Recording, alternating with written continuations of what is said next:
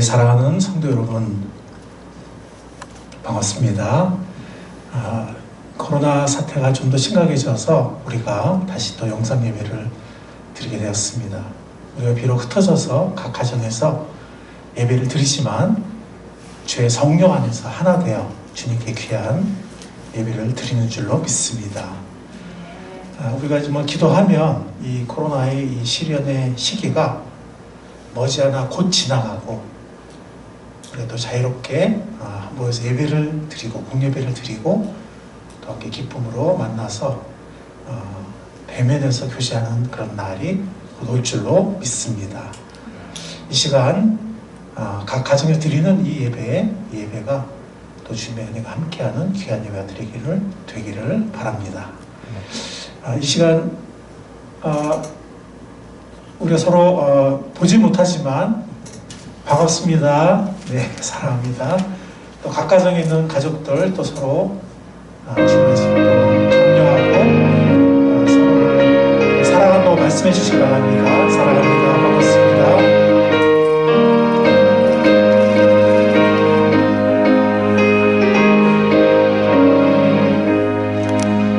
이 시간 우리 교회 소식 몇 가지를 나누도록 하겠습니다.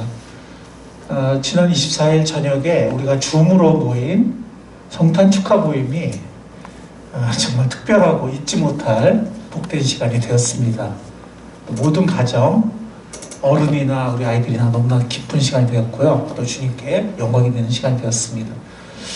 1월 1일 신년 첫날이죠. 1월 1일도 우리가 모일 수가 없기 때문에 목장별로 줌 미팅을 하도록 하겠습니다. 그래서 나중에 또 자세히 안내를 드릴 텐데 1년에 새로운 한 해의 목표와 계획을 세우는 시간을 기도하면서 목원들이 또 가정에서 각자 갖고 목장별로 모여서 함께 나누며 격려하는 이런 시간을 갖도록 하겠습니다. 주중에 미리 양식을 나눠드리고 주중에 또 자세한 안내를 드리도록 하겠습니다. 제5기 파스콘 기도가 종반부로 가고 있습니다. 교회를 위해서 정말 기도할 때라고 생각이 됩니다. 또 우리가 사랑으로 섬길 이웃 VIP를 우리가 잊지 않고 기도로 품어야 될 때라고 생각이 됩니다. 이 코로나가 속히 지나가도록 또 백신이 속히 확보되도록 또 우리가 예배를 지속할 뿐만이 아니라 또 주님의 사명을 계속 감당하고 또 자유롭게 예배드리는 날이 속히 올 수 있도록 우리가 기도하면 반드시 응답을 받고 열매를 맺을 줄 믿습니다. 그리고 교회 달력이 제작되었습니다. 한 번씩 가져가시기를 바라고 주중에 오시는 분들, 파수꾼 기도는 아닌 여러 가지 일로 주중에 오시는 분들은 달력을 꼭 가져가시기 바랍니다. 이 시간 우리를 대표해서 이순민 목녀님 개혁기도를 인도해 주시겠습니다.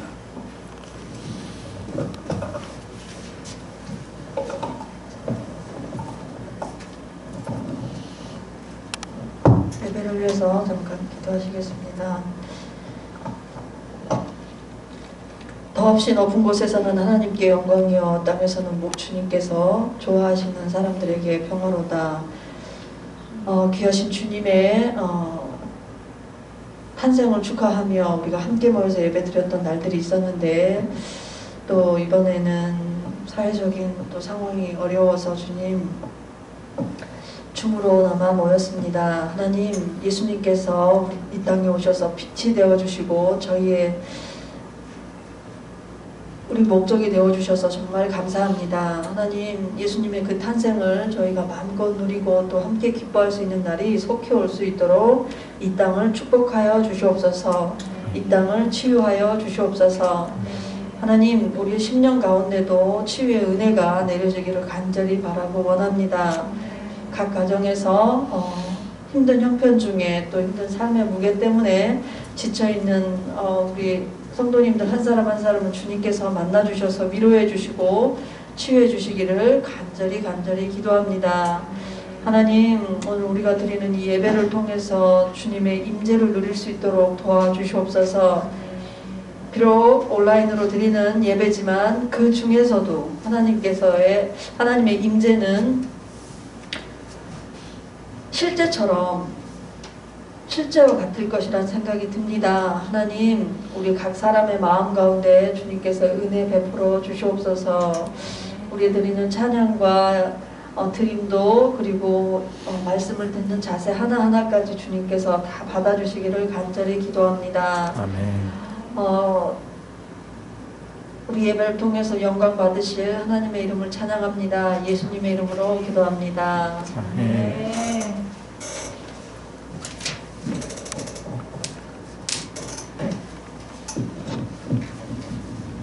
네, 함께 찬양으로 주님께 영광 돌리겠습니다.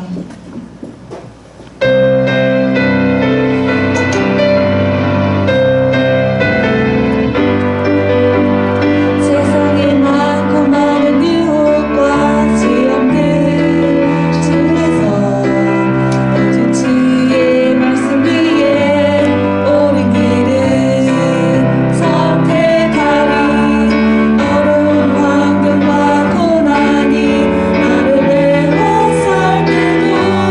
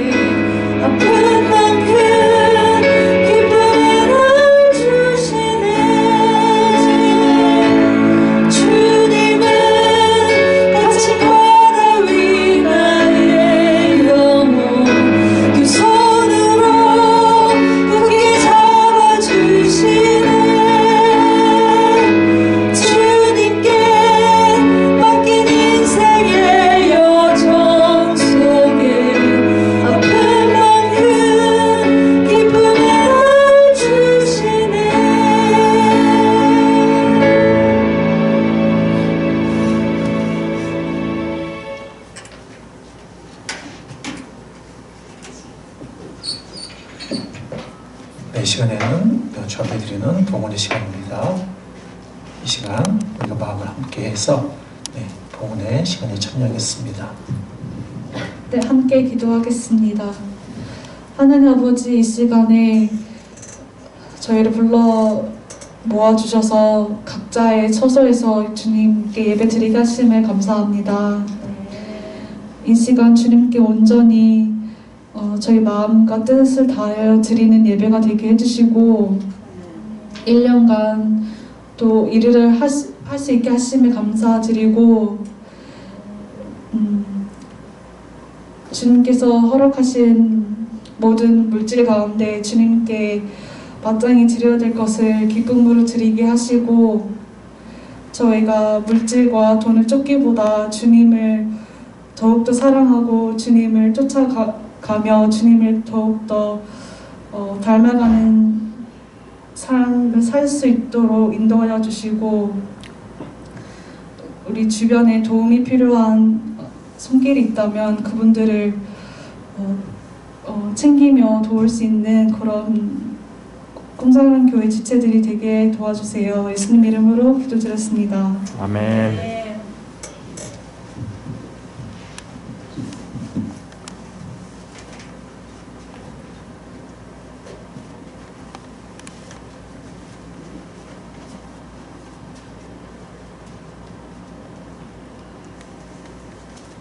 성경 합독하시겠습니다.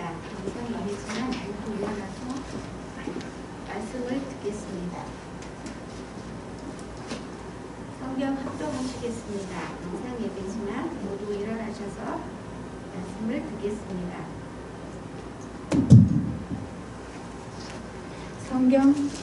성경 합독하시겠습니다. 영상 예배지만 모두 일어나셔서 말씀을 듣겠습니다. 구절을 보여주세요. 오늘 말씀은 요한계시록 2장 8절로 11절 말씀, 또 3장 7절로 8절 말씀입니다. 요한계시록 2장 8절로 11절, 3장 7절로 8절 말씀입니다. 2장 8절 말씀 시작하겠습니다. 서머나 교회의 신부름꾼에게 이렇게 써보내라. 처음이요 마지막이요 죽으셨다가 살아나신 분이 이렇게 말씀하신다. 나는 내가 당한 환난과 궁핍을 알고 있다. 그런데 사실 너는 부유하다. 또 자칭 유대인이라는 자들에게서 내가 비방을 당하고 있는 것도 너는 알고 있다. 그러나 사실 그들은 유대 사람이 아니라 사탄의 무리다. 내가 장차 받을 고난을 두려워하지 말아라. 보아라, 악마가 너희를 시험하여 넘어뜨리려고 너희 가운데서 몇 사람을 감옥에다 집어넣으려고 한다. 너희는 열흘 동안 환난을 당할 것이다. 죽도록 충성하여라. 그리하면 내가 생명의 면류관을 너에게 주겠다. 귀가 있는 사람은 성령이 교회들에 하시는 말씀을 들어라. 이기는 사람은 둘째 사망의 해를 받지 않을 것이다. 3장 7절로 8절. 빌라델피아 교회의 신부름꾼에게 이렇게 해서 보내라. 거룩하신 분, 참되신 분, 다윗의 열쇠를 가지고 계신 분, 여시면 닫을 사람이 없고 닫으시면 열 사람이 없는 그분이 말씀하신다. 다같이 나는 내 행위를 안다. 보아라, 내가 내 앞에 문을 하나 열어두었는데 아무도 그것을 닫을 수 없다. 내가 힘은 적으나 내 영을 머리를 못하고 하지 않았다. 아멘.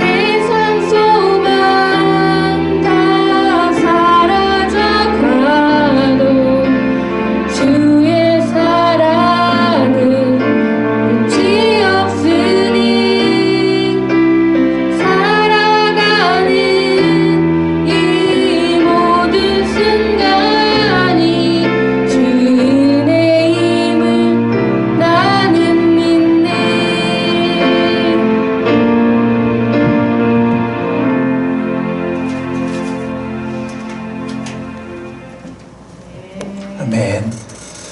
귀한 찬양 감사합니다.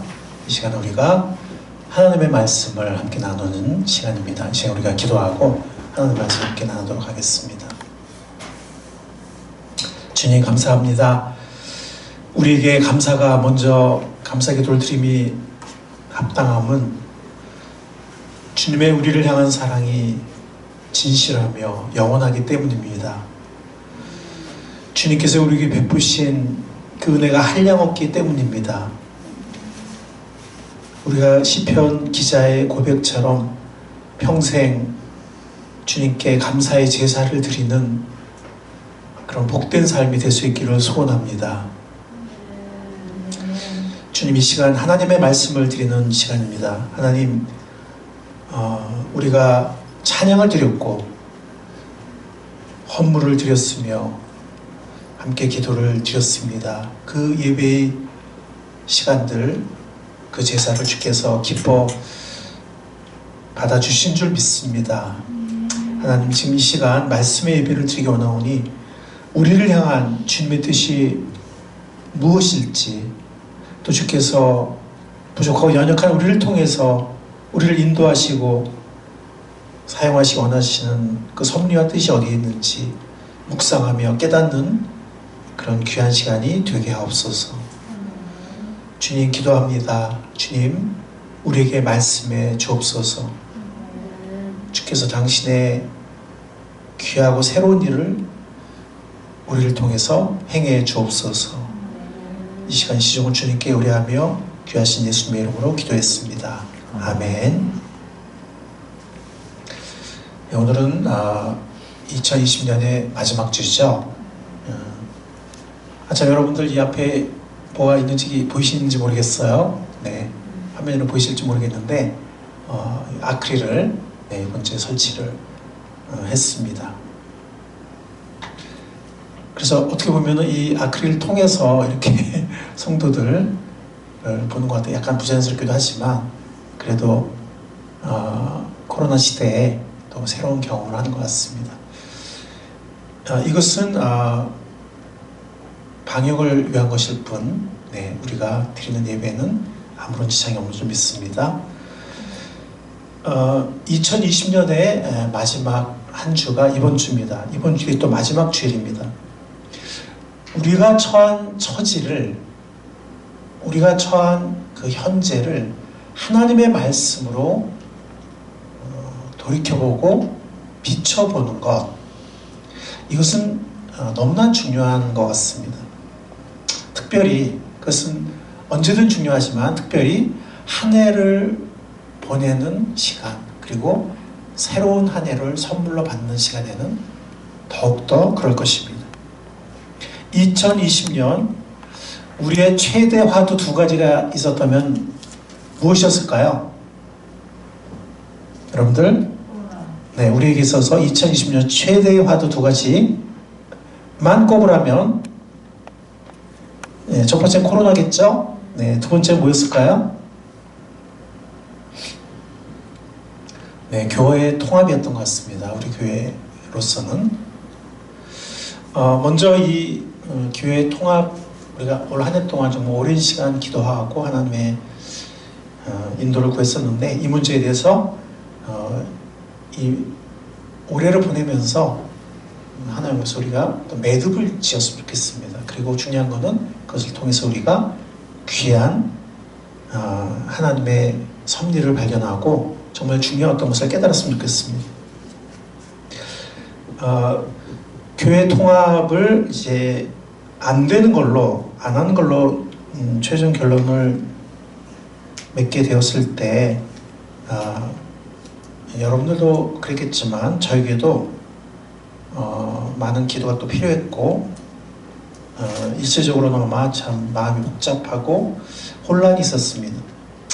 이게 최선일까 하는 그런 생각, 우리가 뭐 잘못한 것이 혹시 있었나 하는 그런 생각, 만약에 이 통합이 안 되는 거였다면, 이 통합에 문제가 있었다면 우리가 추진했던 것 자체가 잘못된 것이었을까 하는 이런 생각, 여러 가지 생각이 우리 마음속에 일어났을 것입니다. 여러분들의 마음속에도 일어났을 것입니다. 저에게도 그랬고요. 과정에는 문제가 없었던 것 같습니다. 중요한 제안이 들어와서, 사실 제안이 들어왔거든요. 네, 중요한 제안이 들어와서 제가 먼저 기도를 시작했고, 저 혼자 결정할 수 없는 문제이기 때문에 우리 목자 원로님들 그리고 성도님들 순차적으로 교제하면서 그분들도 기도를 시작했습니다. 정말 많은 기도와 많은 대화 속에서 교회의 중요한 문제를 결정하는 성경적 회중주의를 실천하고 경험했던 한 해였던 것 같습니다. 어떻게 본다면 교회가 중요한 문제, 중요한 결정을 직면했을 때 우리가 어떻게 해야 될 것인지 성경이 우리에게 보여주는 회중주의적 원리를 굉장히 중요한 경험을 한 것 같습니다. 그것은 우리가 정말 너무 귀한 자산인 것 같습니다. 앞으로도 우리가 어떤 교회가 중요한 문제를 직면하게 된다면 우리는 많은 기도를 할 것이고 많은 대화를 할 것이고 온 회중이 함께 정말 기도 속에서 성령의 교제 속에서 우리가 결정을 하는 회중주의를 실천하게 될 것입니다. 그것은 너무나 큰 자산을 우리가 얻은 것 같습니다. 돌이켜보니까 그쪽에서는 교회 재산을 굉장히 크게 생각한 것을 알게 되었고 또 그런 쪽을 재정이라든가 이런 면을 굉장히 중요시하는 것을 알게 되었습니다. 물론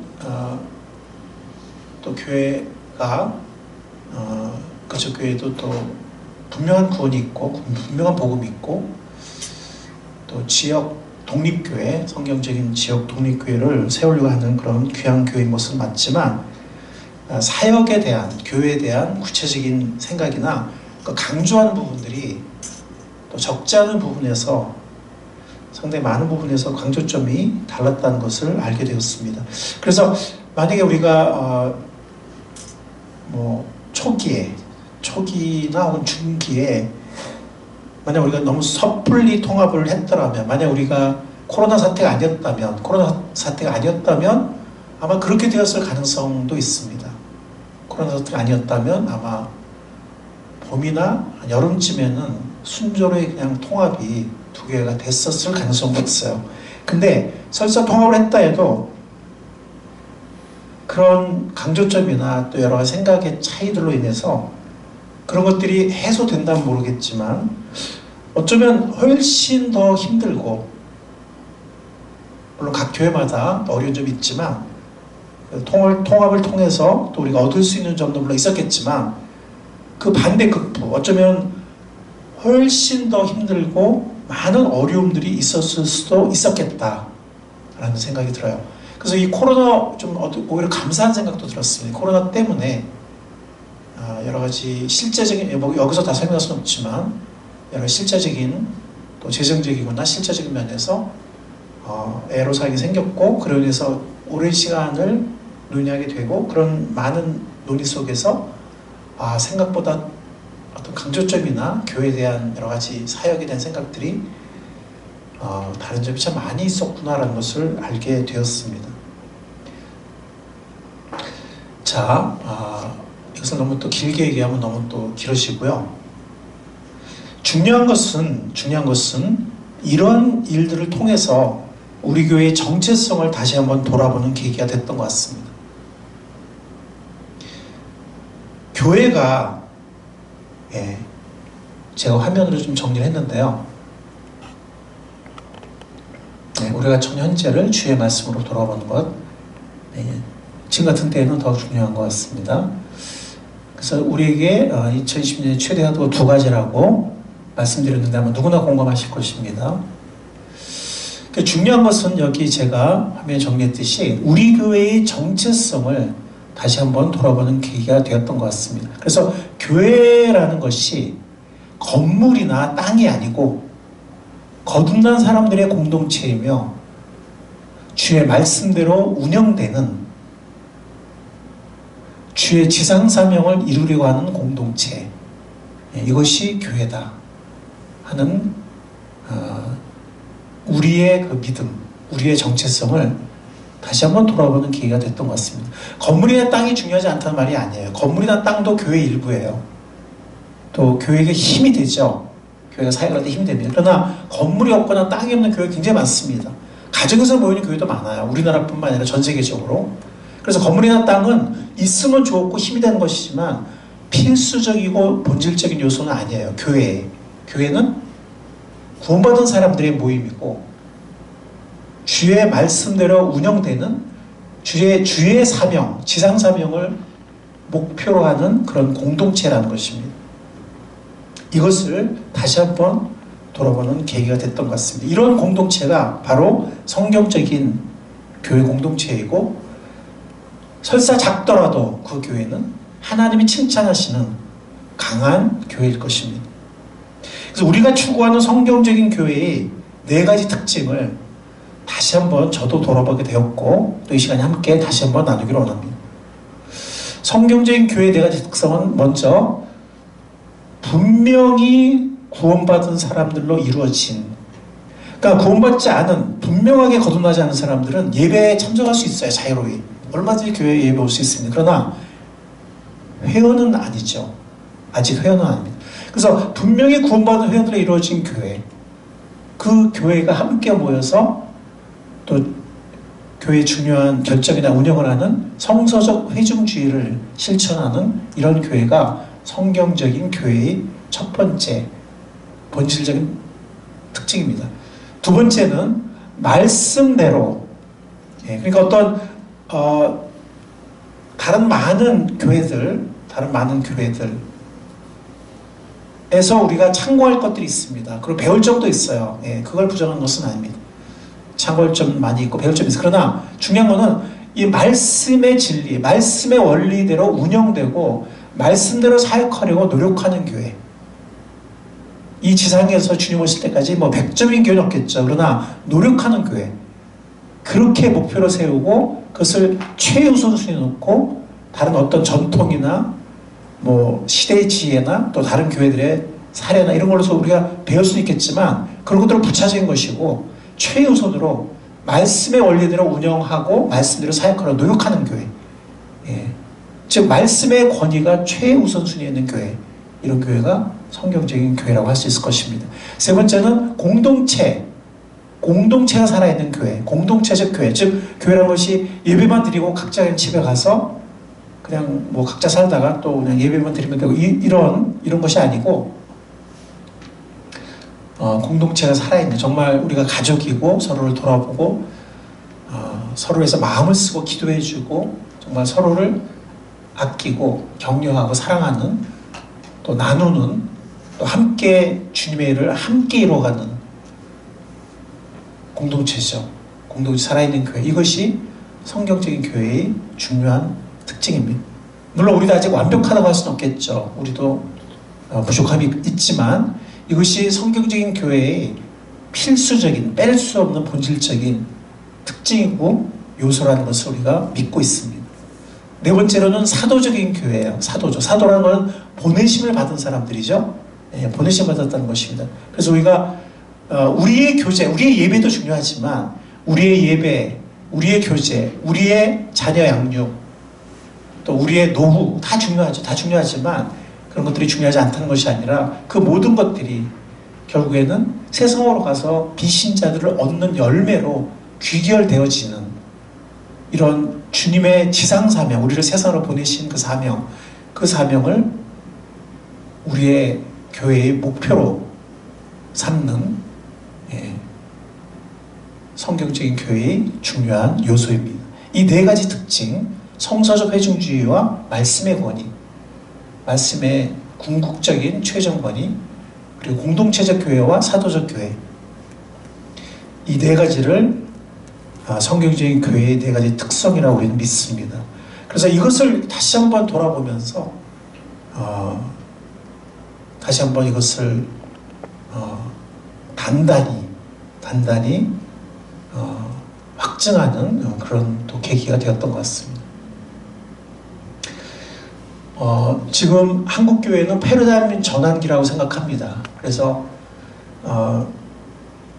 성경을 보면 이제 베드로 사역의 패러다임이 있고 바울 사역의 패러다임이 있습니다. 베드로 사역은 유대인들의 사역의 패러다임이고 바울 사역은 이방인 사역의 패러다임이에요. 유대인들은 어렸을 때부터 많은 성경을 알고 어렸을 때부터 그 하나님에 대해서 배우고 성경을 너무 잘하는 사람들이었고 그들은 구세주를 기다리는 사람들이었어요. 그러니까 예수님이 바로 기다리던 메시아라는 것만 깨달으면 모든 게 해결되는 그런 사람들이었어요. 대표적인 사람이 바울이죠. 그래서 그것이 말씀을 통해서 입증되었을 때 몇천 명이 구원받게 됐어요. 예루살렘의 오순절의 경험처럼.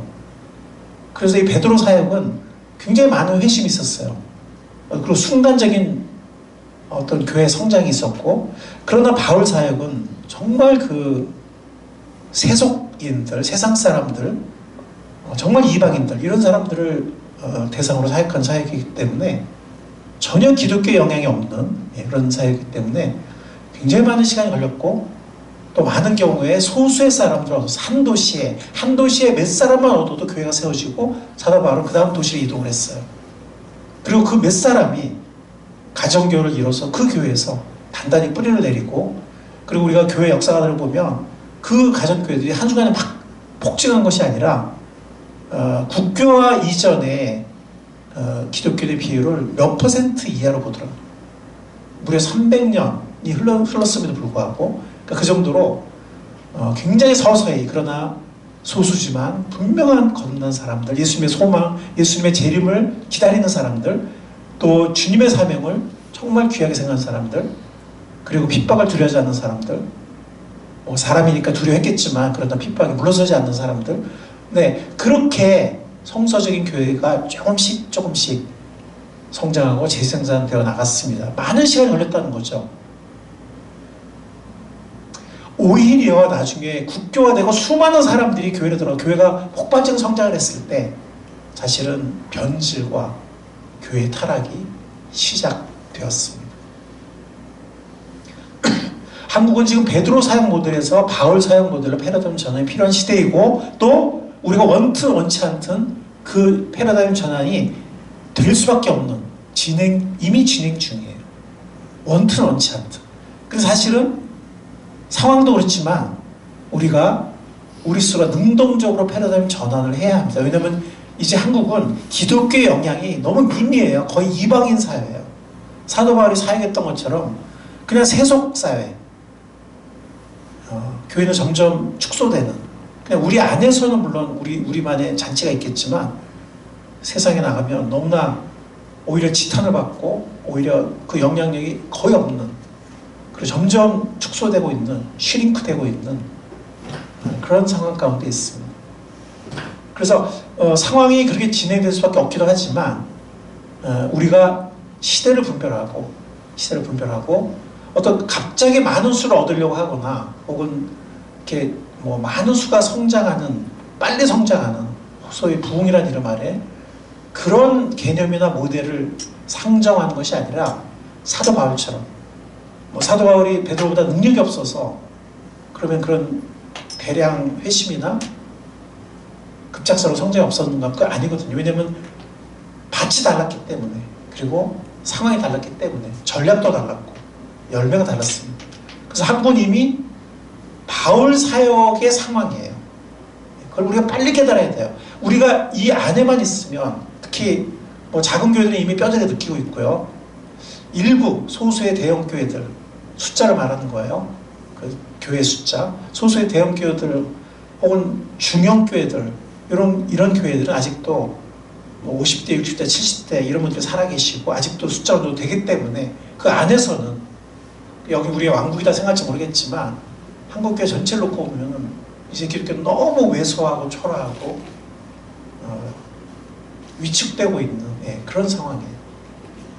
이런 작은 교회들은 두말할 나위가 없어요. 그러니까 정말 우리는 이제 사도 바울과 같은 그런 완전한 이방 사회, 완전한 세속 사회, 그 사람들 우리가 전도해야 되는 그런 상황이고, 그래서 사도 바울처럼 우리가 정말 한 사람 한 가정을 어렵게 얻어서, 어렵지만 너무나 귀한 열매를 분명히 구원받게 하고 말씀과 사랑으로 오랜 기간 양육해서 세우는, 마치 우리가 평생에 자녀를 뭐 2명 키우고 3명 키우듯이 그 정도까지는 아니더라도 어쨌든 정말 우리가 몇 년 동안 한 가정을 세우고 한 사람을 구원하고 한 가정을 세우고, 물론 이제 그런 교회 전체적으로 모이면 뭐 그 숫자는 조금 늘어날 수 있겠지만, 또 언제가 힘이 생긴다면 좀 더 늘어날 수 있겠지만, 그러나 어쨌든 우리는 사도 바울의 사역의 패러다임을 가져야 하고 그런 모델을 설정해야 한다는 것입니다. 이런 시대에는, 그리고 코로나 사태가 그런 패러다임 전환을 더 앞당겼어요. 예. 그래서 우리는 시대를 앞서가야 돼요. 이렇게 뭐라 하죠? 혼란스럽게 어쩔 수 없이 그냥 이렇게 밀려가는 그런 것이 아니라 시대를 앞서가야 됩니다. 지금 일본은 교회 성도 수가 한 10년 전만 해도 한 평균 23명 정도였다고 해요, 전국적으로. 근데 지금은 통계가 없지만 선교사님들 얘기 들어보면 13명에서 15명 정도라고 해요, 일본 교회의 평균이. 그리고 30명 정도 되면은 건축을 하고요. 제가 30명 정도 되는 교회 목사님 직접 교제를 해봤는데 건축을 그냥 너끈히 하더라고요. 너끈히. 그리고 한 7, 80명, 90명 이렇게 되면은 대형 교회가 되어서 전국적으로 세미나 같은 걸 하더라고요. 예. 물론 이제 지금 한국은 아직까지는 그렇진 않지만 한국은 변화가 또 빠른 나라예요. 급속히 변화가 일어나요. 한국은 빠른 속도로 일본과 같은 그런 추세로 지금 변하고 있는 중이에요. 이제 각 교회들은 교회 배경이 있는 사람들, 이미 교회를 다니던 사람들, 그런 사람들을 이 전통적 교인들을 어떻게 빨리 잘 끌어모으냐, 그래서 빨리 성장하냐, 이런 초점을 빨리 버리고 우리가 세상의 비신자들을 한 영혼 한 영혼 어떻게 인도할 것인가, 어떻게 인도할 것인가 하는데 초점을 맞춰야 합니다. 그것이 사도 바울의 사역이었고, 그것이 예수님의 사역이었고, 예루살렘 교회 이후, 예루살렘에서 수많은 유대인이 구원받고, 몇천 명의 유대인이 구원받고 나서, 그리고 그게 흩어져서 복음을 전하고, 특히 이제 안디옥에서 이제 이방인 사역이 전 세계 사역이 시작됐을 때 절대 다수의 이방인 교회들의 사명이었어요. 그건 뭐냐면 완전한 이방 세속 사회 속에서 작은 가정 교회들이 어떻게 생존하고 어떻게 한 가정 한 영혼 한 영혼을 얻어갔는지. 그 일에는 충성과 열심도 필요하지만 창조적 지혜도 필요합니다. 주님의 성령님을 의지하면 야고보서에 말씀하신 것처럼 꾸짖지 아니하시고 우리에게 지혜를 주신다고 약속하셨습니다. 사실 한국은 유교 사회, 유교는 이렇게 남에게 보여주는 걸 중요시하거든요. 남에게 보여주고 남이 우리를 어떻게 평가하느냐 굉장히 의식하는 그런 문화가 유교 문화예요. 그리고 플러스 또 미국식 자본주의의 영향이 절대적인 나라입니다, 우리 한국은. 그러다 보니까 어떤 물량주의, 양을 중시하는 그런 사회 속에 우리가 살고 있고, 심지어 한국의 기독교계, 교계도 그런 영향이 많이 배어 있어요. 문화가 많이 배어 있다는 거죠. 각 나라마다 똑같은 교회지만 문화 속에 있거든요. 문화 영향을 많이 받습니다. 그래서 한국은 어떤 그런 유교적인 혹은 미국의 어떤 미국식 자본주의 영향이 세상만이 아니라 사회만이 아니라 교계에도 많이 영향이 배어 있습니다. 그래서 사람들이 보기에 큰 교회가 성공한 교회예요. 작은 교회는 성공하지 못한 교회예요. 논리가 뭐냐면 좋은 교회면 사람들이 많이 모이지, 그런 논리예요. 그리고 그러다 보면 큰 건물을 짓고 뭐 이런 논리입니다. 그래서 작은 상가 교회들은 건물이 있는 중대형 교회에 비해서 실패한 교회 혹은 1군에 올라가지 못한 2군 교회라고 생각하는 사람들이 많을 수 있습니다. 근데 그렇게 본다면 예수님은 실패하신 분이에요. 사도 바울도 실패한 사도입니다. 그런 기준으로 본다면. 주님은요, 우리 성경을 볼 때 다수의 중요성에서 말씀하신 분이 한 번도 없으세요. 구약에도 없고 신약에도 없어요.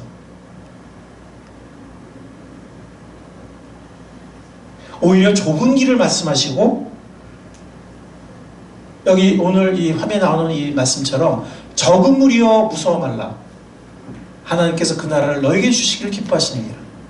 적더라도 충성스럽고 신실하고 말씀으로 순결한 이런 교회를 하나님이 찾으시고 칭찬하시지, 또 그런 하나님의 사람들을 하나님이 귀히 보시지, 이렇게 많은 수를 강조한 적이 없어요. 네, 신약 성경 어디에도 없습니다. 물론 아까 말씀드린 것처럼 그 다 준비된 유대인들에게 말씀 전했던 그 오순절 날에 베드로, 그건 결과적으로 그런 결과가 성령 역사가 일어났지만, 전 세계 선교가 시작이 됐을 때 그런 일이 거의 없었고, 그리고 대부분의 교회들은 작은 가정교회들이었는데, 하나님께서 뭐 숫자가 많은 게 나쁜 건 아니죠. 제가 말씀드린 건 뭐냐면, 그런 것을 너무 집착하고 그런 것만 성공이라고 생각하고, 또 그런 것을 너무 이렇게 그 양을 어떤 성장 제일주의 이렇게 할 때 여러 가지 문제가 생길 수 있다는 거예요. 그러니까 그런 것이 자연스러운 결과일 수는 있지만, 그건 뭐 주님께 달린 거니까, 또 사람들이 어떤 마음가짐에 따라서, 어떤 분야에 따라서. 근데 그런 것을 성공의 기준으로 삼고, 그런 것들을 너무 이렇게 숫자적 성장을 목표 지향적으로 삼을 때 많은 타협이나 변질이나 또 사역의 초점이 바뀌는 이런 일이 생길 수 있다는 거죠. 그래서 이 주님은요, 많은 수나 재산이나 건물을 귀히 여기신 적이 없어요. 성경을 보면 소수라도 충성된 사람들, 그리고 남은 사람들, 이 남자들이 뭐죠? 다수가 잘못 가더라도 주님의 언약과 주님의 말씀을 신실하게 지키는 사람들이 남은 사람들이었어요. 어떤 시대든.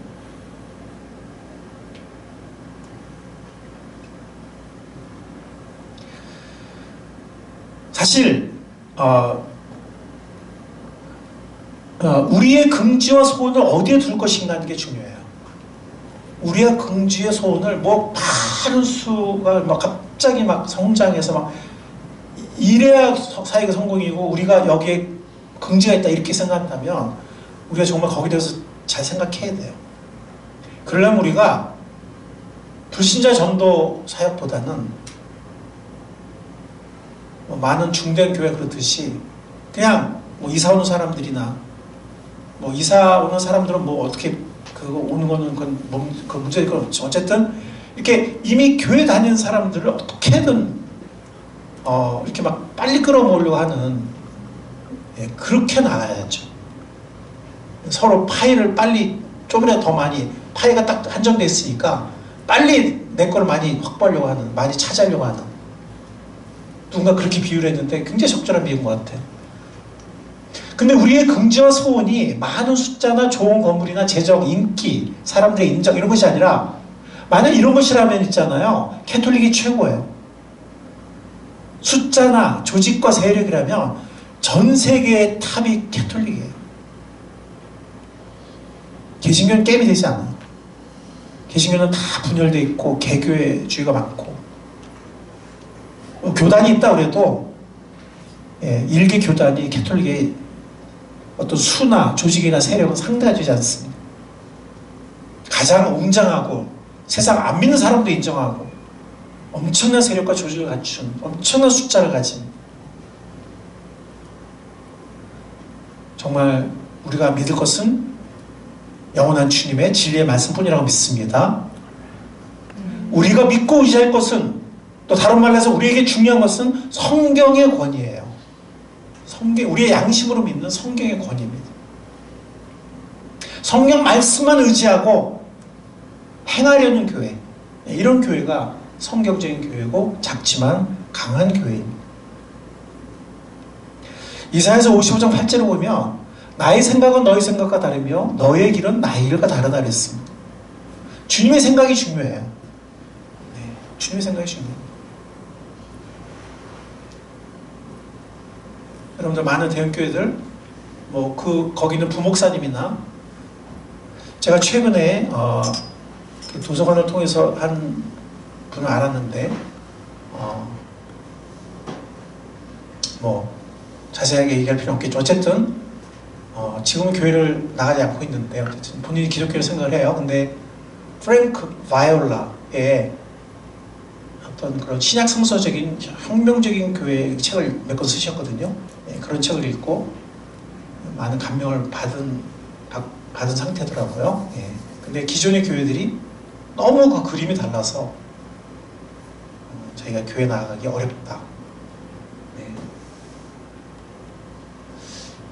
근데 중요한 건 뭐냐면 주님의 생각인 것 같아요. 주님의 생각. 네. 나의 생각은 너의 생각과 다르며 너의 길은 나의 길과 다르다. 3상 16장 7절에 보면 나는 사람이 판단하는 것처럼 그렇게 판단하진 않는다. 사람은 겉모습만을 따라 판단하지만 나주는 중심을 본다 그랬습니다. 갈라디아 1장 10절에 보면 내가 지금 사람의 마음을 기쁘게 하려 하고 있습니까? 사람들의 마음을 기쁘게 하려 하고 있습니까? 아니면 하나님의 마음을 기쁘게 해드리려 하고 있습니까? 아니면 사람의 환심을 사려고 하고 있습니까? 내가 아직도 사람의 환심을 사려고 하고 있다면 나는 그리스도의 종이 아닙니다. 사도 바울의 고백이에요. 그런데 갈라디아서 2장 11절부터 14절을 보면은 베드로가 바울과 함께 있다가 유대인들, 근데 믿는 크리스천 유대인들이에요. 믿는 유대인들이지만 여전히 유대인들의 어떤 관습과 개념을 갖고 있는 믿는 유대인들이 오니까 사도 베드로조차 순간적으로 복음의 진리에 타협하는 행동을 해요. 두려워서 슬쩍 일어나서 그냥 어디로 가버려요. 숨어버려요. 사도 바울이 많은 사람 앞에서 베드로를 책망했다 그래서 자기보다 선배 사도인데 왜 복음의 진리를 타협하느냐. 그리고 사도 바울이 뭐냐면 베드로가 그랬기 때문에 심지어 바나바까지 또 몇몇 형제들까지 따라서 행동했다고 얘기를 해요. 자, 이걸 볼 때 우리가 이런 사람들의 어떤 시선, 사람들의 압박이라는 것이 얼마나 무서운지를 알 수가 있어요. 우리도 결코 100% 자유스럽지는 않겠지만 우리가 말씀을 붙잡고 말씀만을 우리의 권위로 삼고 말씀만을 우리의 반석으로 삼으면 우리가 벗어날 수 있으리라고 믿습니다. 주님의 평가가 중요해요. 아까 말씀드린 것처럼 주님은 적더라도 신실한 무리를 귀히 여기신 하셨지 많은 수를 강조하신 적이 없어요. 계시록에 오늘 읽었던 본문에 보면 네가 힘은 적으나 내 말을 지키며 내 이름을 모른다고 하지 않았다. 힘은 적으나 힘은 적지만 이 빌라델비아 교회에 대한 예수님의 칭찬이거든요. 가장 많은 칭찬을 받았어요. 힘은 적지만 사실은 빌라델비아 교회보다 라우디게아 교회는 제가 뭐 여기 인용하지 않게 여러분 잘 알죠. 나는 부자다, 부유하다. 좀 이따 제가 인용하겠어요. 네. 그런 교회도 있었고 에베소 교회도 같은 그런 더 힘 있는 교회도 있었지만 에베소 교회는 워낙 유명한 교회거든요. 또 규모도 있는 교회고 바울이 직접 개척했고 디모데가 사역을 했던. 그러나 가장 큰 칭찬을 받은 교회는 빌라델비아 교회랑 서머나 교회는 바울이 보낸 서신도 없어요. 우리가 갖고 있는 뭐 빌라델비아 전서 뭐 이런 거 없잖아요. 서머나서 이런 거 없잖아요. 그런 서신도 없었고 사도행전에 나오지도 않아요. 사도행전에 바울의 선교 여행에 나오는 교회들도 아니에요. 그리고 뭐 힘은 적다고 했어요. 그러나 가장 큰 칭찬이 이 두 교회가 받았어요. 7교회 중에서. 힘은 적으나 내 말을 지키며 내 이름을 모른다고 하지 않았다 그랬고요. 그래서 빌라델비아 교회 큰 칭찬하셨고 서머나 교회도 정말 가난하고 작은 교회였던 것 같아요. 너의 환난과 궁핍을 알고 있다. 그런데 사실 너는 부유하다 그랬어요. 거기에 비해서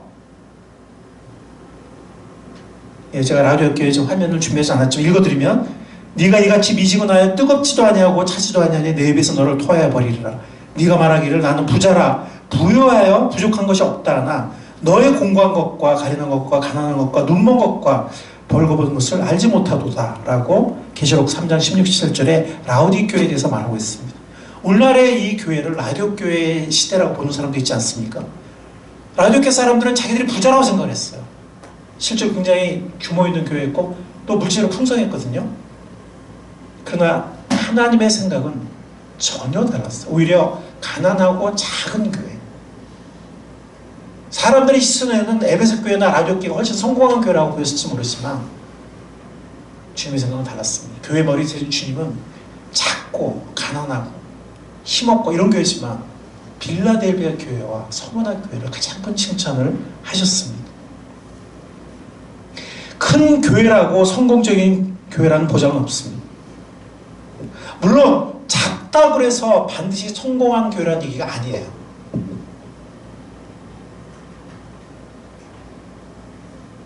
근데 또 작다고 해서 그건 실패한 교회고 성공하지 못한 교회냐? 그거 아니에요. 또 거꾸로 말해서 작은 교회는 그러면 다 그러면 성경적인 교회냐? 아니에요. 중요한 거는 숫자나 재산이 아니고 성경 말씀을 첫 자리로 모시는, 그리고 그 어떤 것보다, 그리고 주님의 우리 주신 말씀 통해 주신 지상 사명을 교회의 가장 중요한 사명으로 첫 자리에 놓느냐, 그것입니다. 네. 크냐 작은 이런 건 중요하지 않아요. 근데 왜 큰 교회를 우리가 조심해야 되냐면, 큰 교회가 되다 보면 자신도 모르게 자만하게, 참 인간이 그래요. 정치도 권력 잡으면은 곧 교만하고 타락하고, 인간이 그래요. 인간이 그렇습니다. 바벨탑도 그랬고 바벨론도 그랬고 이스라엘 왕들도 그랬어요. 예. 인간이 그래요. 물론 작은 교회라고 꼭 성공한 교회고 작은 교회 다 좋은 그런 얘기는 아니지만, 우리가 힘이 생기고 크기가 물량이 생기면 정말 조심해야 돼요. 정말 조심해요. 마치 부자가 하늘나라에 들어가기 어려운 것처럼.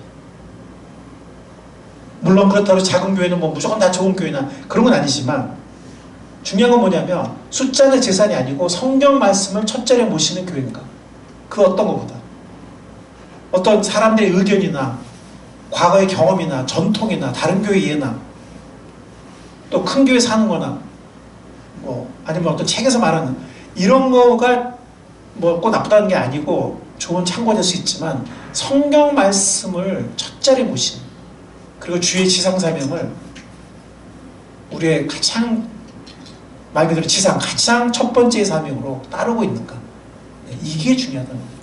그런 교회가 성서적인 교회라고 믿습니다. 여러분들 마음속에 아멘이 있길 바랍니다. 작지만 강한 교회, 그런 교회가 될 수 있길 바랍니다. 그런 교회 주님께서 도와주실 것입니다. 새해에는 그러면 우리는 얼마나 잘하고 있는가? 많이 부족하다고 생각해요. 많이 부족하다고 생각합니다. 그러나 우리가 방향을 잘 잡았기를 원합니다. 말씀에서 잡았기 때문에 방향을 잘 잡았다고 생각을 해요. 근데 우리는 많이 부족하죠. 예. 근데 우리가 말씀의 빛을 따라가면, 말씀에 우리를 인도하는 그 목표와 그 사명과 그 삶의 원리를 따라가며, 그 교회 원리를 따라가며, 주님께서는 10달란트 받은 남긴 청지기도 칭찬하셨고 5달란트 받은 남긴 청지기도 똑같이 칭찬하셨어요. 예, 그러니까 우리가 최선을 다할 때 그 주님의 말씀이 우리를 이끌어주는, 성령께서 우리를 비춰준 그 길을 우리가 함께 최선을 다해서 달려갔을 때 그 양적인 결과는 그렇게 중요하지 않을 것 같아요. 많으면 좋죠. 네, 많으면 좋습니다. 그러나 주님께서는 우리가 그렇게 했을 때 똑같이 어느 교회는, 어느 예에서 이 교회가 뭐 10년 동안 몇십명 얻었다, 이 교회는 뭐 10년 동안 절반을 얻었다, 아니면 이 교회가 또 이만큼 각자 또 성자가 변화했는데 이 교회는 이만큼 성자가, 그건 좀 다를 수 있겠지만, 정말 우리가 남은 자들로서 정말 신실하게 충성스럽게 말씀을 따라, 성령을 따라 우리가 달려갔을 때 주님께서는 동일하게 칭찬하실 줄 믿습니다. 그러나 우리는 새해에 더욱 성장하고 변화됐으면 좋겠어요. 새해는 정말 이렇게 우리가 지식만이 아니라 우리의 삶과 사역이 성장했으면 좋겠어요. 실제로 변화되었으면 좋겠습니다. 아멘. 근데 그것은 우리의 노력만 가지고는 안 된다고 너무 잘 알고 있습니다. 우리 기도해야 됩니다. 예, 그것을 위해서 우리 간절히 소원하고 기도하는 게 필요하고, 그럴 때 성령께서 역사하시고 성령께서 우리를 도우실 줄 믿습니다. 자, 두 번째는 우리가 아까 이 첫 번째, 그런데 이제 어떤 생각이 드냐면, 제가 이 말씀을 준비한 어떤 생각이 들었냐면, 사람은요 결과를 참 중시해요. 그래서 이스라엘 백성들 보면, 여러분들 한번 제 얘기를 들으시면서 성서적인 교훈을 한번 잘 생각해 보시기 바라요. 이스라엘 백성도 포로로 잡혀가느냐 잡혀가지 않고 우리가 이기느냐, 이거 너무 초면관심이 이거였어요. 근데 하나님은요 백성들이 하나님의 뜻을 깨닫기를 원하셨어요. 언약에 충성되기를 원하셨고 하나님의 뜻을 깨닫기를 원했는데, 이 백성들은 이 나라가 망하냐 안 망하냐, 우리가 과연, 거기에 초면관심이 있었어요. 그리고 포로에서 돌아올 때도 우리가 회복이 되냐 안 되냐에 그렇게 초점 맞췄어요. 성전을 다시 세울 수 있냐, 성벽을 다시 세울 수 있냐. 근데 하나님은 그게 아니었거든요. 그 모든 일들을 통해서 그들이 변화되기를 원하셨어요. 깨닫기를 원하셨어요. 그런데 포로가 회복이 되었지만 겉으로만 회복이 되었지, 정말 그들이 정말 깨닫고 그들이 정말 변화됐냐면 그게 잘 안 됐어요. 그래서 결국에는 계속 그들이 방황하고 또 계속 나라만 바뀌었을 뿐 그런 이방의 압제 가운데 있다가 예수님이 오시게 되죠. 우리는 통합도 마찬가지예요. 통합이 됐냐 안 됐냐, 됐냐 안 됐냐, 우리가 변화되고 우리가 성장하는 게 중요하고 우리가 주님의 뜻을 더 가까이 가는 것이 중요합니다. 그것이 안 되면 통합이 돼도 너무 많은 문제가 있었을 것이고, 양쪽 교회 다 주님 앞에 정말 우리가 무릎 꿇고 변화되려는 마음이 없다면 통합이 되어서 더 많은 어려움이 있었을 것이고, 통합이 안 되었어도 우리가 그것을 깨닫고 각 개교회가 정말 우리의 본질이 무엇이고 우리의 삶이 무엇인지 깨달았다면, 아멘, 그러면 주님께서 기뻐하실 거예요. 통합이 됐냐 안 됐냐, 됐냐 안 됐냐, 이게 그렇게 중요하지 않아요. 마치 이스라엘 백성들이 망하냐, 또 포로 회복이 돼서 성전 지었냐, 성벽 지었냐, 이런 외면만, 물론 그것도 어느 정도 중요하지만 그것만으로 그들이 진정한 문제 해결되지 않았듯이, 그래서 우리가 이 통합 올 한 해 너무나 우리에게 큰 화두였기 때문에 우리가 우리 말씀을 돌아보면서 우리의 마음에 주님의 섭리에 대해서 잘 배우는 그런 귀한 열매가 있기를 바랍니다. 자, 두 번째 화두는 코로나 역병이죠. 예, 이건 우리가 지금도 겪고 있는 너무나 큰 어려움이어서 성경에 나와 있는 역병이란 말이 너무나 체감이 가는 그런 한 해를, 우리가 고통스러운 한 해를 보내고 있습니다. 그러면서 환란의 시대에는 정말 계시록에 나오는 엄청난 환란들이 있는데 정말 얼마나 힘들까. 우리가 이 코로나라는 치사율 3%에서 3% 정도 되는, 지금 올라갔나요? 하여튼 이 역병, 이 만만치 않은 역병이긴 하지만 이 하나로 이렇게 고통스러워 사람들이, 우리의 또 사회가 바뀌고 문화가 바뀌고 생존 방식이 달라졌는데 정말 계시록에 말하는 그런 환란들이 닥쳐온다면 정말 사람이 살 수 있을까? 인간처럼 살 수 있을까? 신앙을 지킬 수 있을까? 하는 생각을 하게 됩니다. 그래서 예수님이 그 말씀을 통해서 하나님께 말씀하신 택하신 자들 외에 그 날을 감해 주실 것이다. 왜냐하면 그 날을 감해 주지 않으면 택하신 자도 버틸 수가 없기 때문에. 근데 우리가 이제 지금 이 코로나 역병 이 사태를 통해서 우리가 정말 초보 단계의 예행 연습을 하는 것 같습니다. 예비적 경험을 하는 것 같습니다. 우리가 오늘 함께 생각하고자 하는 건 뭐냐면요, 이겁니다. 이 코로나 사태를 통해서 우리가 모이는 교회와 흩어지는 교회의 균형을, 이 중요성을 다시 한번 생각하게 됐다는 겁니다. 물론 모이는 교회와 흩어지는 교회의 균형은 이것은 언제나 중요해요. 언제나. 그러나 코로나 시대에 더욱 실감하게 되었다는 겁니다. 물론 공예배의 중요성과 만나서 대면으로 교제하는 중요성은 아무리 강조해 지나치지 않아요. 그리고 그게 가능하다면 우리가 정말 최선을 다해야 돼요. 근데 만약에 그것이 불가능하다면 우리는 창조적인 방법으로 우리의 예배나 교제에 힘써야 합니다. 대면을 원하지만 그것이 만약 불가능하다면 대면이 아니더라도 우리가 원하는 방식이 아니기 때문에 그냥 힘들다는 얘기만 하고 그냥 낙심해서 그냥 이렇게 그냥 축 처져 있고 그런 것이 아니라 창조적인 방법으로 예배하고 교제하고 사명을 이루어가는 길을 발견해야 된다는 것입니다. 그리고 우리가 어떻게 본다면 한국의 교회들이, 우리 교회도 포함이 되겠죠. 한국 교회들이 흩어지는 교회의 기능을 위한 훈련, 준비가 너무 약했구나 하는 것을 코로나 시대에 더 뼈저리 느끼고 있어요. 평상시에 우리가 모이는 데 만족하고 모이는 것만 중요시하고 모이는 데서 그냥 여기가 좋사고 이랬구나. 너무 흩어질 수밖에 없는 시대가 되고 나니까 우리가 너무나 힘이 없구나.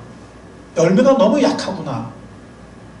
우리가 너무 이 균형을 맞췄어야 되는데 흩어지는 교회의 기능에 대한 훈련이라든가 열매가 너무 약했구나라는 것을 코로나 시대에 더욱 실감하게 되었다는 그런 의미입니다. 여러분들 변화산 이야기를 아시죠? 네. 너무 좋았어요. 변화산의 그 시간이, 그 순간이, 그 경험이. 그래서 베드로가 뭐라 그러냐면 우리 내려가지 말고 여기 삽시다. 주님, 제가 초막셋을 짓겠습니다. 그냥 우리 여기서 삽시다. 이렇게 했어요. 근데 하늘에 소리가 나서 내 사랑하는 아들, 내 사랑하는 그리스도의 말을 들으라 이렇게 하셨어요. 예수님이 뭐라 하셨죠? 또 다른 마을로 가야 한다. 거기서도 나를 기다리고 있기 때문이다. 거기서도 많은 필요가 있기 때문이다. 그리고 변화산 아래에는 어떤 일이 벌어지고 있었죠? 너무 안타까운 일들이 벌어지고 있었고 수많은 필요가, 문제들이 기다리고 있었어요. 그래서 예수님은 그들을 데리고 산 밑으로 내려오셨어요. 여러분들 저 장미꽃 위에 있을 찬송가 아시죠? 주와 함께 더 오랫동안 동사에 있으려 하나 괴로운 세상에 할 일 많아서 주 나를 보내신다. 근데 이 보내는 일만 또 너무 여기 초점 맞춰지면 안 돼요. 너무 전도하고 너무 뭐 막 사람 없고 너무 이렇게 섬기고 여기만 초점 맞추면 지쳐요. 되지도 않습니다. 그래서 정말 우리가 주님 앞에 나오고 그래서 새로운 힘을 얻고 또 서로 모여서 힘을 얻고 또 주님을 예배하고 교제하고 이게 중요해요. 근데 여기가 좋사오니 하고 그냥 여기서 만족하고 그냥 그래도 안 된다는 겁니다. 균형이 필요하다는 거예요. 여러분들 우리는 주의 움직이는 교회라는 CCM 아시죠? 우리가 요즘 자주 부르고 있는데 거기 가사에 보면 이런 얘기 나와요. 우리는 주의 움직이는 교회, 이곳은 주님을 위한 자리. 이곳은 어디냐면 꼭 예배당만이 아니에요. 이곳, 우리가 있는 이곳, 주님을 위한 자리라는 겁니다. 내가 기도하는 모든 땅 위에서 하나님이 예배받을 그날을 고대하는 나의 노래를 주님의 성전을 지으리 높임을 받으소서. 꼭 예배 시간에 찬양만이 아니라 내가 있는 곳에서 내가 주님을 찬양할 때 거기에 주님의 성전이 이루어진다는 거예요. 주님이 임재하시고 이스라엘의 찬송 중 거하신 주님은 거룩하신 분이다. 두 손 들어 주님의 보좌를 만들고 온 마음 다해 경배하리. 구름 날개 쌓여 임하신 것처럼 내 위에 임하소서. 예배 시간에만 임하시는 것이 아니라 내가 있는 그 가정이나 내가 있는 그 직장이나 내가 있는 그 어느 이웃이나 내가 가는 어디든지 임하소서 하는 그런 찬양이고, 그리고 또 같은 찬양의 가사예요. 똑같은 찬양의 가사인데 하나님 우리가 이곳에 섰으니 이 땅을 치유하소서. 하나님 우리가 어디에 있든지 주를 높이리라. 열방들아 주님을 송축할지어다. 그 발에 입맞추라. 영원한 통치자 주 예수 그리스도 그는 위대하시노라. 하나님의 나라의 완성은 예수님의 재림 때 이루어지기 시작하겠지만, 그럼 하나님의 나라는 이미 임했다고 했잖아요. 이미 시작됐다고 했잖아요. 완성된 건 아니지만 완성을 향해서 나아가고 있다고 했잖아요. 그날을 향해서. 그렇다면 하나님의 나라는 예배당과 교회에 국한될 수 없어요. 하나님의 나라는 우리가 가는 그 어디든지 그 영향력이 하나님의 역사, 하나님의 나라가 임해야 되거든요. 그런데 우리가 이 코로나 시대에 우리의 모습을 보면 우리 교회만이 아니라 많은 다른 교회도 마찬가지고, 흩어졌을 때 우리의 역할과 우리의 영향력이 너무 약하구나, 우리가 너무 훈련이 부족하구나, 그 부분에서 그런 거를 많이 우리가 절감하게 되었다는 것입니다. 여러분들 사도행전 8장에 보면 초대교회도 똑같았어요. 예루살렘 교회가 너무 놀라운 구원 역사가 있었고 너무 풍성한 교제와 말씀이 있었고 교제가 있었어요. 그러다 보니까 여기가 좋은 거예요. 사실은 전 세계에서 모인 사람들인데 흩어질 생각을 안 해. 빨리 고향으로 돌아가야 되는데, 고향으로 돌아와서 거기서 복음 전해야 되는데, 가족들, 친척들, 또 이웃들 그 도시에 복음 전해야 되는데 그냥 모여 있는 거예요. 여기가 좋사오니. 하나님이 흩으셨어요. 하나님이 큰 환란을 통해서 한 1년 내지 한 1년 좀 더 지났을 때 큰 환란을 통해서 흩어지게 만드셨어요. 그래서 또 어떻게 됐죠? 사도행전 8장 1절 하반절과 4절에 보면 그날의 예루살렘 교회에 큰 박해가 일어났다. 그래서 사도들 외에는 모두 유대 지방과 사마리아 지방으로 흩어졌다. 근데 그들이 처음에 그랬지만 나중에 보면 안디옥까지 가고 나중에 보면 전 세계에 흩어져요. 그런데 흩어진 사람들은 어떻게 살았죠? 두루 돌아다니면서 말씀을 전하였다. 이게 사실은 예수님이 처음부터 명령하신 거예요. 그죠? 가서 가라 그랬어요. 모든 족속을 제사 삼으라 그랬는데 그렇게 안 한 거예요. 여기가 좋사오니 예루살렘이 변화산이었던 거예요. 여기 초막지에 여기 살자. 여기 너무 좋다. 교제도 좋고 말씀도 좋고 그냥 너무 좋다. 예배도 좋고. 안 흩어지니까 하나님께서 흩으셨어요. 비로소 그들이 가는 곳마다 복음을 전하기 시작했어요. 하나님의 나라 확장되기 시작한 거죠.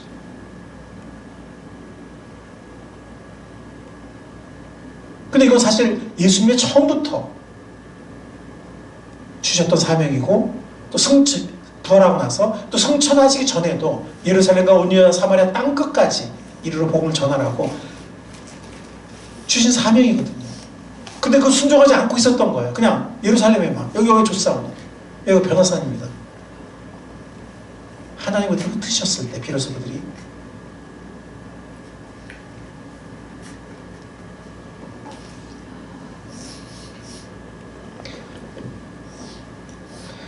우리가 코로나로 인해서 모여서 공예배를 드리지 못하고 모여서 교제하지 못한다고 해서 낙심하거나 힘을 잃거나 혼자 있다고 해서 힘을 뒤로 물러가서 그냥 집안에만 안락하게 그냥 머무르고 있는, 그렇게 되어서는 안 됩니다. 우리는 세상으로 보냄받은 사도적 존재들로서, 또 모이기도 하지만 흩어지기도 하는 교회로서, 그리고 주일날 혹은 예배 시간에만 존재하는 교회가 아니라, 혹은 목장 모임 때만 존재하는 교회가 아니라 24시간 내내 움직이는 교회로서, 우리는 주의 움직이는 교회, 24시간 내내 움직이는 교회로서 사도적 사명을 감당하는 교회가 되어야 합니다. 그래서 우리의 힘으로 된다기보다는 우리가 그래서 소원하고 기도하면서 성령을 따를 때, 성령 역사를 따를 때 주님이 하시는 일입니다. 우리가 하는 일이 아닙니다. 우리를 통해서.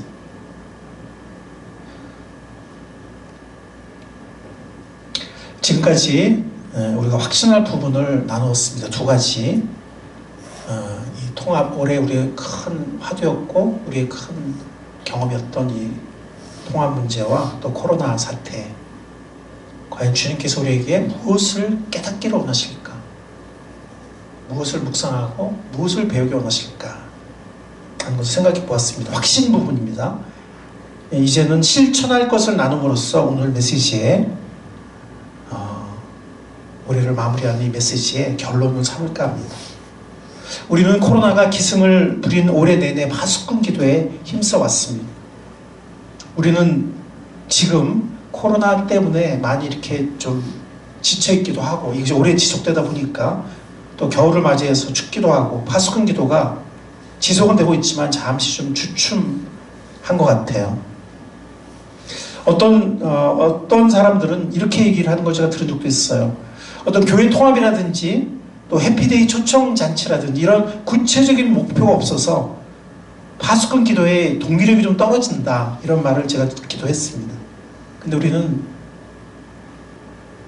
잘 생각해 보면 명심해야 될 게 있습니다. 그건 뭐냐면, 통합이 안 되고 코로나 때문에 해피데이 초청 잔치도 못하는 지금이야말로 우리가 어디로 가야 하는지, 무엇을 어떻게 해야 하는지, 어떤 사역을 통해서 어떤 의미를 맺어야 하는지 정말 교회의 머리 되신 주님께 무릎 꿇고 간절히 구해야 될 때라고 생각합니다. 여러분들 어떻게 생각하십니까?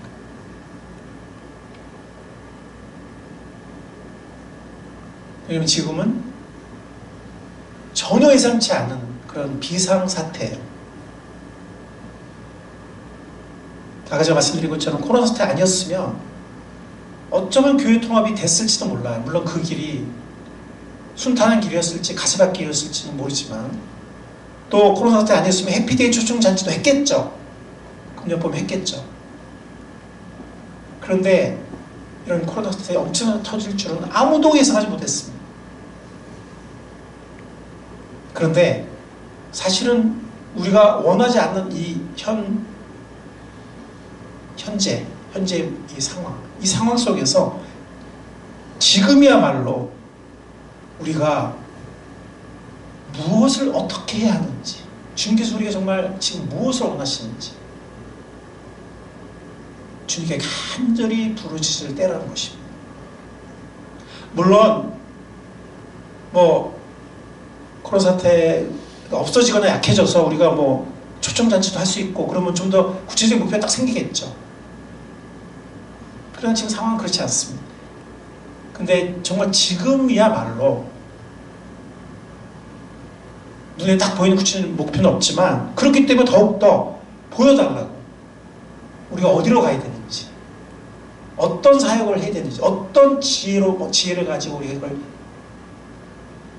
뚫고 나갈 것인지, 주님께서 새해에는 우리를 통해서 어떤 일을 원하시는지 정말 주님께, 교회 머리 된 주님께 우리가 정말 간절히 무릎 꿇고 기도할 때가 바로 지금이라는 것입니다. 우리의 마음을 모으고 우리의 소원을 모으고 우리의 힘을 모아 함께 열심히 기도하는 우리가 될 수 있기를, 우리 공동체 될 수 있기를 간절히 바랍니다. 아까 제가 말씀드린 것처럼 또 어떤 분은 이런 얘기도 하세요. 파수꾼들 이렇게 열심히 하는데 예스 응답이 왜 이렇게 적냐? 있긴 한데 전보다 적은 것 같다, 이런 분들도 계셨어요. 네. 근데 아까 제가 말씀드렸잖아요.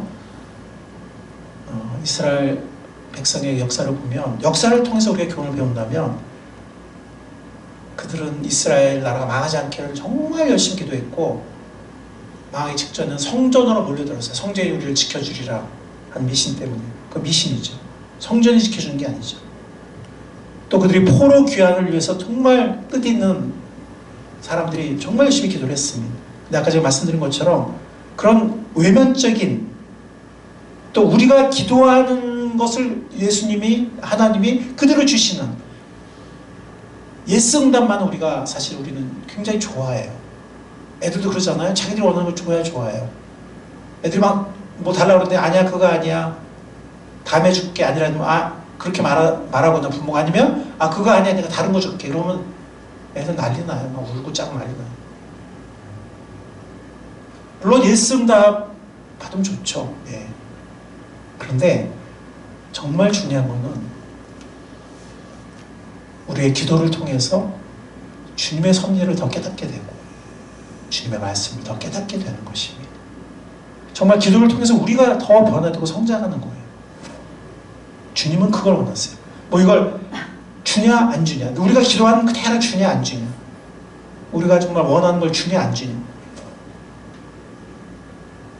이스라엘 백성의 역사를 통해서 우리가 그 교훈을 받을 수 있습니다. 그들은 망하지 않기를 정말 원했고 또 포로에서 돌아가길 정말 원했지만 주님이 원하시는 것은 그들이 변화되는 거였어요. 그들이 주님의 뜻을 정말 올바로 깨닫고 변화되는 것이었어요.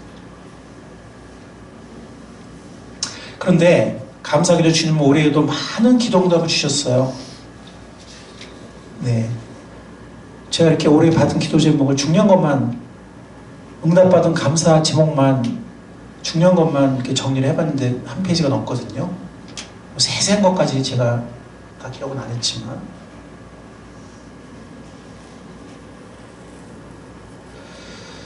그 중에 몇 가지만 본다면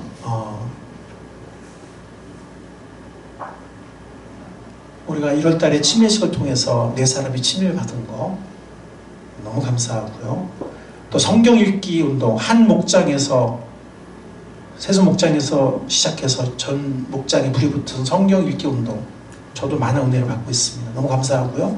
또 행복의 길 공부를 통해서 많은 사람들이 은혜 받은 거 감사하고요.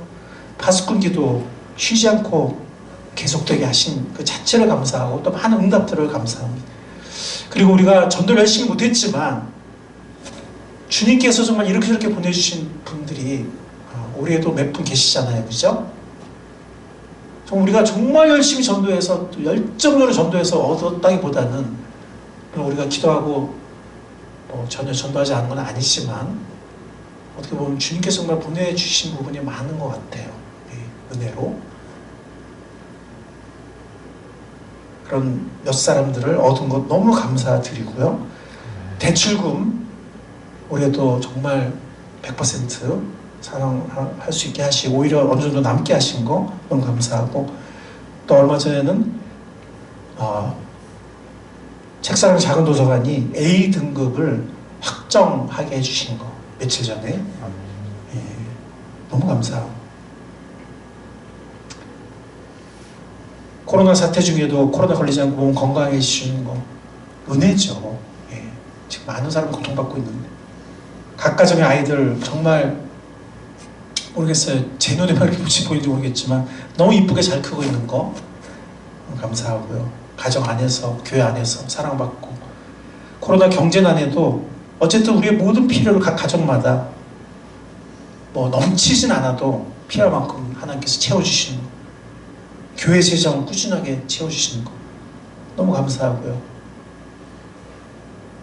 너무 많은데 나머지는 제가 다 이렇게 열거할 수 없는 어떤 건강 부분이나 아니면 어떤 직장 부분이나 아니면 여러 가지 사업이나 아니면 여러 가지 열심히 기도했던 것들 다 제가 여기서 열거할 수는 없지만 올해도 주님은 많은 기도응답을 해주셨습니다. 너무 감사드립니다. 지난 한 해 주님께 너무 감사드립니다. 정말 뭐라고 해야 될까요? 우리가 너무 부족한데, 목사님 저부터 시작해서 너무 부족한데 참아주시는 주님, 은혜로 변함없이 대해주시는 주님, 사랑으로 끝까지 붙잡아 주신 주님 너무 감사드리고요. 그리고 우리를 조금씩, 우리를 오래 참아주시면서 우리를 하나님의 은혜와 성령의 도우심 가운데서 우리를 조금씩 변화시켜가는 건 너무나 감사드립니다. 너무나 감사드립니다. 회개하며 믿음으로 응답하는 우리 될 수 있기를, 순종으로 응답하는 우리 될 수 있기를 소원합니다. 다가오는 새해를 정말 주님의 이름에 걸맞는 그런 합당한 믿음과 소망으로 맞이할 수 있기를 원합니다. 주님의 음성을 듣고 주님의 뜻을 구체적으로 알기 위해서 말씀을 찾는, 말씀을 찾고 말씀을 읽는 우리가 됐으면 좋겠습니다. 성실하게 열심을 품고 기도했으면 좋겠습니다. 성경에 나오잖아요. 낭망하지 말라고, 포기하지 말라고. 그리고 주님의 섭리를 알기 위해서 지혜를 달라고 기도하라. 그 지혜는 다른 것도 있겠지만 주님의 섭리를 분별하는 지혜예요. 왜냐하면 때로는 우리가 인내해야 되니까. 때로는 왜 하나님 이렇게 우리를 잘 안 주시지, 예수 응답 안 주시지, 때로는 사실 기다려라 혹은 다른 것도 응답인데 우리는 많은 경우에 예스 응답을 원하잖아요. 근데 그것도 어떨 때는 쉽게 안 와. 뭐 어떤 종류건 간에 세 가지 중에 그것도 쉽게 안 와. 많은 경우 우리가 지치고 방황할 때가 있는데, 그런데 야고보서 말하는 그 인내를 온전히 이루라 하는 그 말씀 중에 그 뒤에 바라보면은 지혜를 달라고 기도하라는 건 뭐냐면 통찰력을 달라고 기도하라는 것이고, 그것은 성령께서 주시는 통찰력이에요. 분별력이에요.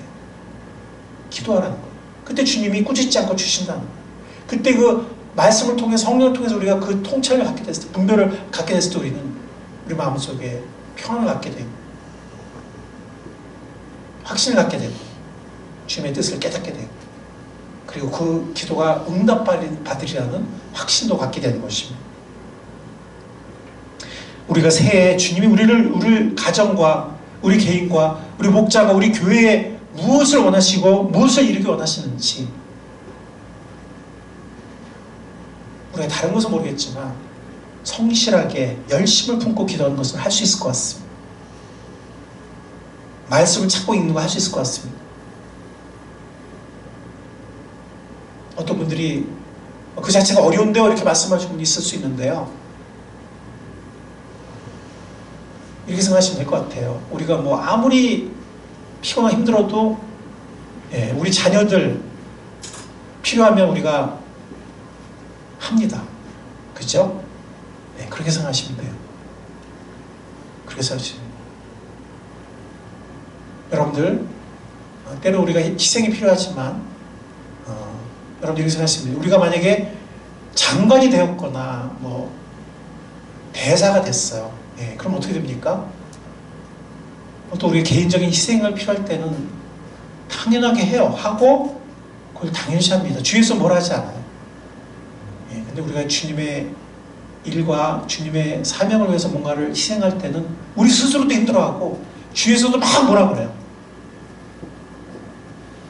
말이 안 되죠. 왜냐면 우리는 지금 왕으로 부름 받았잖아요. 왕 같은 대사를 임명받았잖아요. 근데 세상의 장관이나 대사나 이럴 때는 뭐 그런 희생이나 이런 거 뭐 당연하고 또 해도 별 문제 없는 것처럼 하면서, 왕 대신 주님께서 우리를 왕 같은 제사장을 부르시고 왕 같은 대사를 부르실 때는 왜 내가 이런 걸 희생해야 되냐. 주위에서도 그럴 수 있습니다. 그러나 우리가 주님께서 우리를 그렇게 부르셨구나, 우리 그렇게 귀하게 쓰기를 원하시는구나 하는 것을 우리가 깨닫는다면, 또 우리를 기다리고 있는 지체들이 있고 우리를 기다리고 있는 영혼들이 있다는 것을 우리가 믿으면 우리는 성령의 도심 가운데 열심히 기도할 수 있고 말씀을 찾을 수 있습니다. 그리고 우리가 서로를 격려합시다. 서로 도전하고 격려하고 힘을 북돋읍시다.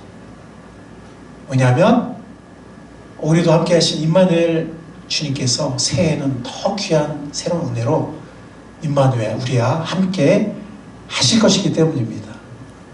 임마누엘 주님께서 우리와 함께 하십니다. 아멘. 저는 기도하겠습니다. 주님 감사합니다. 임마누엘 주님을 감사합니다. 우리의 부족함에도 불구하고 우리를 찾아오셔서 변함없이 은혜로 함께 하시는, 구원의 손길로 함께 하시는 임마누엘 우리 주님 감사합니다. 올 한 해를 우리가 잘 마음에 정리하고 떠나보내게 하시고 감사와 반성으로 정리하게 하시고 새로운 한 해를 새로운 소망으로, 믿음으로, 우리 마음의 간절한 소원과 열망으로 맞이할 수 있도록 은혜의 성령께서 함께 하시고 인도하여 주옵소서. 감사하신 예수님의 이름으로 기도하옵나이다. 아멘. 자, 이 시간, 제가 지금 시계가 망가져서 시간을 전혀 모르겠네요. 이 시간 찬송가 301장 지금까지 지내온 것 우리 이렇게 찬양 부르면서 우리의 간증을 나누도록 하겠습니다. 지금까지 지내온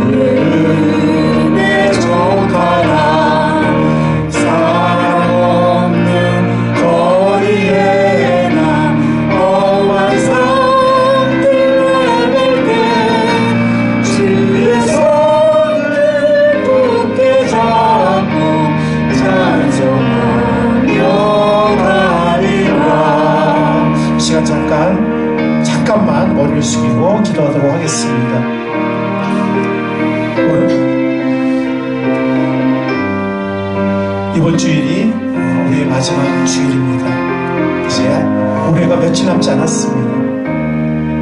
선물로 주신 이 한 해 아쉬움도 많지만 정말 우리가 믿음으로 잘 정리하고 교훈을 받고 감사와 반성하는 마음으로 보낼 수 있기를 바랍니다.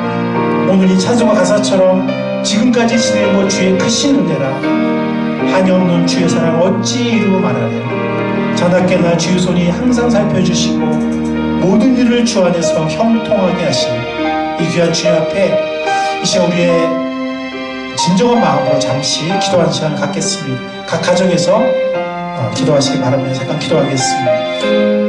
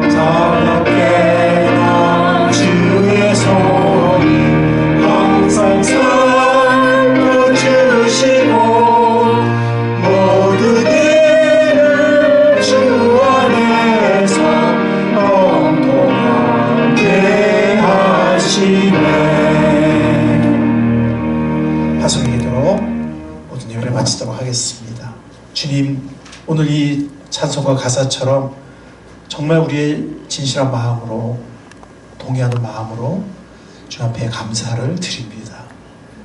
우리의 연약함과 부족함에도 불구하고 주님의 사랑의 손길이 주님의 약속처럼 우리를 결코 놓지 않으시고 때로는 우리를 업으셔서 주님의 그 언약의 길로 은총의 길로 인도하셨음을 진심으로 감사를 드립니다. 주님, 이 한 해를 이제 놓아서 보내려고 합니다. 뜻없이 우연히 보내는 것이 아니라 우리의 성공, 아니 주님의 성공을 찬양하며 감사하며 또 인간의 눈에는 혼란스러운 그런 것들을 통해 하나님 주님의 섭리를 깨닫고 영적인 교훈을 마음에 아로새기는 그러한 이 송년의 시간이 될 수 있도록 주의 성령께서 함께 하시고 은총으로 인도하여 주시옵소서. 아멘. 그리고 다가오는 선물로 주실 한 해 주님의 재림이 조금 더 늦어진다면 주님의 재림이 언제라도 있기를 간절히 소원하지만 주님의 재림이 조금 더 늦어진다면 베드로후서 3장에서 말씀하신 것처럼 우리에게 회개의 기회를 또 구원의 기회를 또 구원받게 할 기회를 주신 걸로 믿고 선물로 주어지는 그 한 해를 합당한 마음으로, 합당한 믿음과 소망으로, 합당한 소원과 열망으로 맞이할 수 있도록 은혜의 주님께서 붙잡아 인도하여 주시옵소서. 아멘. 감사합니다. 영원히 우리의 인도자 되시고 영원히 우리의 사랑의 주님이 되어주신 예수님의 귀하신 이름으로 감사하며 기도하옵나이다. 아멘.